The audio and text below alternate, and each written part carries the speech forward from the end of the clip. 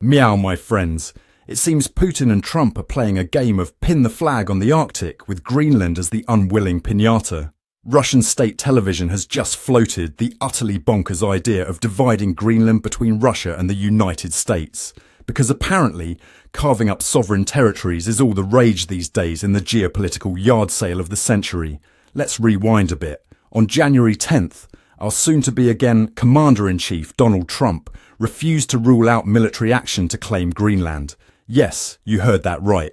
The man who couldn't find Greenland on a map if it was labelled Trump's next golf course is meow threatening to invade it. Trump's been eyeing Greenland like it's the last piece of real estate in his monopoly game. And why? Because apparently he thinks Denmark's claim to Greenland is as flimsy as his hair in a windstorm. But wait, there's more. Trump's mini-me, Donald Trump Jr., took a little vacay to Greenland on January 8th. I'm sure it was just a coincidence that Daddy Dearest started salivating over the territory right after.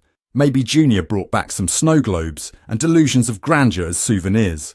Or perhaps he was scouting locations for Trump Ice hotels and igloos. After all, nothing says luxury like a 5-star igloo with gold-plated icicles. Meow, let's talk about why everyone's suddenly obsessed with this giant ice cube.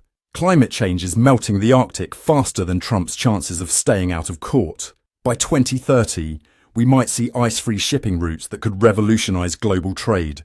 It's like the Northwest Passage, but with more Instagram influencers trying to take selfies with polar bears.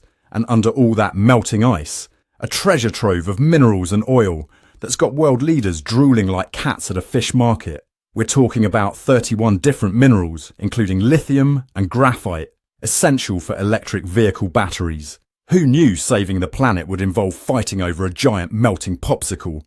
But here's the kicker, my friends. Greenland isn't some unclaimed wasteland up for grabs. It's an autonomous territory of Denmark with 57,000 people who aren't exactly thrilled about being treated like a prize poodle at a dog show. Prime Minister Mette Frederiksen put it bluntly. Greenland belongs to the people of Greenland, not to some wannabe colonial power with a bad spray tan. Translation: hands off, you imperialist nitwits. Meow, let's not forget about our old pal Vlad Putin. His state TV suggesting a US-Russia split of Greenland is about as subtle as a bear in a china shop. It's almost like he's saying, hey, if you're going to be ridiculous, let's go all in. This is the geopolitical equivalent of two bullies fighting over the last cookie, completely ignoring the fact that the cookie has a mind of its own and would rather not be eaten. Thank you very much. And where's Denmark in all this? Well, they're not exactly rolling out the welcome mat for these territorial shenanigans.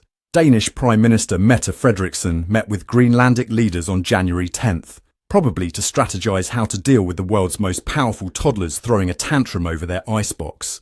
In a bold move, the Danish monarch even changed the coat of arms to feature Greenland prominently. It's like they're saying, see this? This is ours. No touchy, as the ice melts.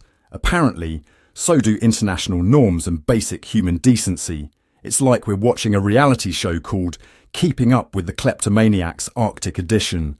Next thing you know, they'll be drawing lines on maps like it's 1945 Berlin or the 38th parallel in Korea. Maybe Trump's planning to build a wall of ice and make Santa pay for it. After all, who knew the art of the deal would become required reading at the State Department? Let's not forget the historical context here, my friends.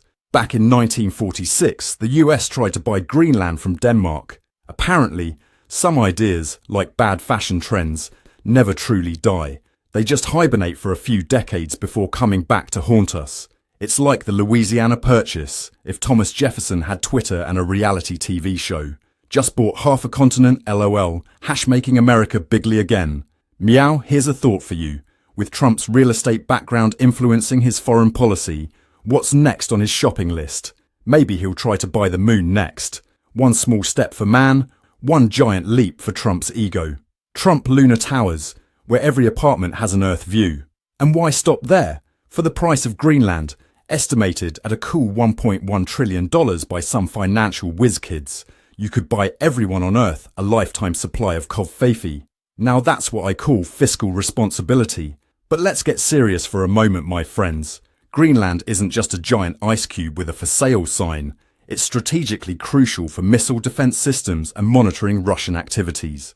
The Thule Air Base, sitting pretty at 750 miles north of the Arctic Circle, is a key player in early warning systems against those pesky intercontinental ballistic missiles. It's like having a front row seat to the world's most terrifying fireworks show. In conclusion, my friends, we're witnessing a geopolitical circus where the clowns are running the show. As we speak, I can almost hear the next breaking news headline. Trump trades Florida for Greenland, claims best deal ever. But hey, at least we'll all have beachfront property when the ice caps melt, right? If you think this story is as ridiculous as we do, smash that like button harder than Trump's dreams of Arctic domination. And stay tuned, my friends. In our next segment, we'll be teaching you Danish, just in case Trump's Arctic dreams become our cold, hard reality. After all, it's always good to be prepared when you're living in a world that's rapidly becoming a satirist's fever dream. We'll return shortly with more updates. I'm Ron de Parmesan, and this has been another Newscat special report.